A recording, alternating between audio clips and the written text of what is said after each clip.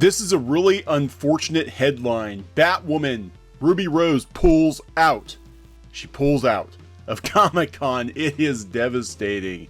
It's devastating. Ruby Rose will not be doing the Batwoman panel later today at San Diego Comic-Con.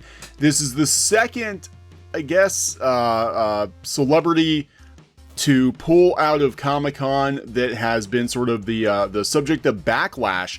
The first being the guys from Game of Thrones. They decided they were going to skip Comic-Con too. Now, that doesn't necessarily mean anything, but it is kind of interesting to note that there has been a lot of backlash against Batwoman on the internet, and Ruby Rose is not going to make an appearance. So we'll find out why. Please subscribe to Clownfish TV if you guys haven't already. Really helps the channel. You guys have been awesome. We've really grown tremendously in June and July, and we want to focus more time on Clownfish TV, so if you could give us a sub, that would be appreciated.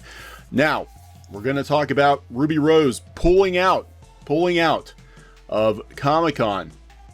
She says, "I'll make it up to you, and I'm very appreciative of all the support."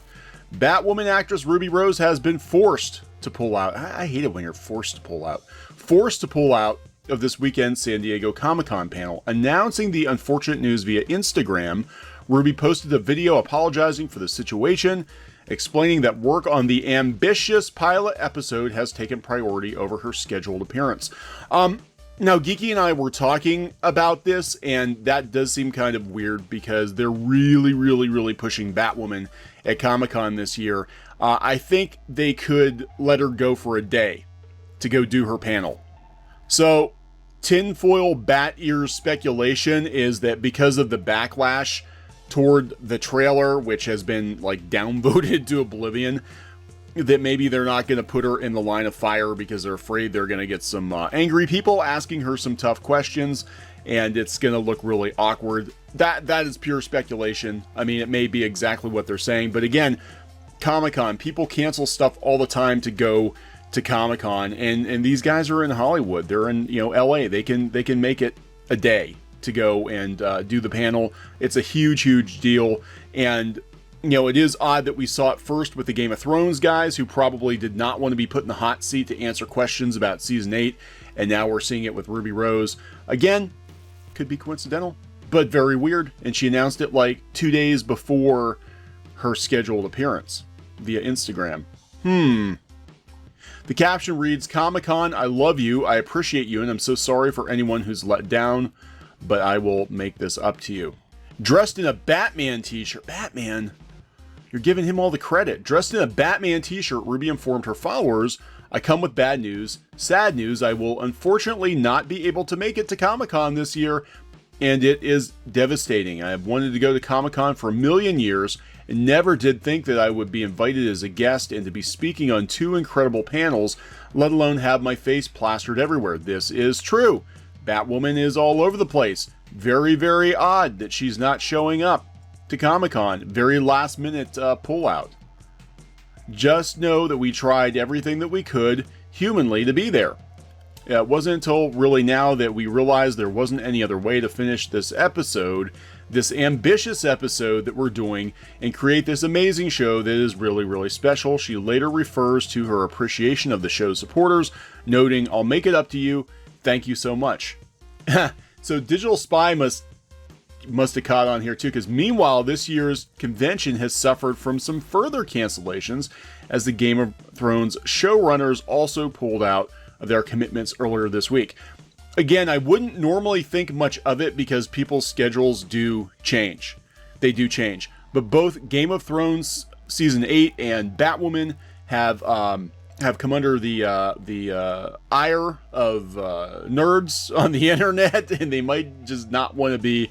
They might not want to be there. Afraid of some of the questions they're going to be asked. Afraid of I don't know if there'd be riots, but some very unhappy people.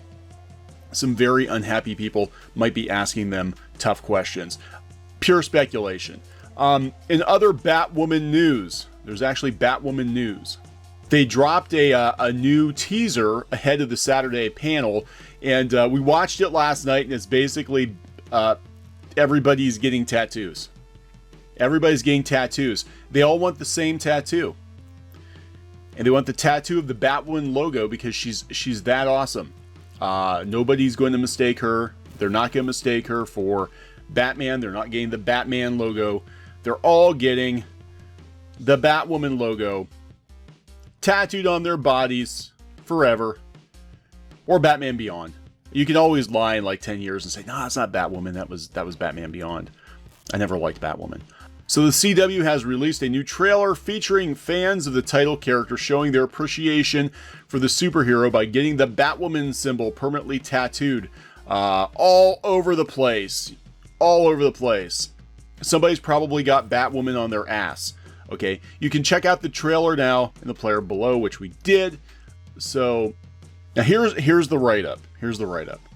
Kate Kane never planned to be Gotham's new vigilante. 3 years after Batman mysteriously disappeared, Gotham is a city in despair.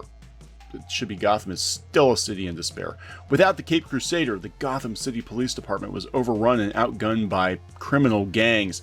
Enter Jacob Kane in his military-grade Crow's private security, which now protects the city with the omnipresent firepower and militia. Years before, Jacob's first wife and daughter were killed in the crossfire of the Gotham. Oh my God, this is long. All right, so although remarried to wealthy socialite Catherine Hamilton Kane, who bankrolls the Crows, Jacob still struggles with the family he lost while keeping Kate, the daughter he still has, at a distance. Daddy issues. Kate is a woman who's done asking for permission. In order to help her family and her city, she'll have to become the one thing her father loathes. A Dark Knight vigilante. You probably thought it was something else. She was going to tell him something else, but that's not what happened. With the help of her compassionate stepsister, the crafty Luke Fox, the son of Wayne Enterprises tech guru Lucius Fox, Kate Kane continues the legacy of her missing cousin Bruce Wayne as Batwoman. Still holding a flame for her ex-girlfriend Sophie, Kate uses everything in her power to combat the dark machinations of the psychotic Alice, who's always somewhere slipping between sane and insane.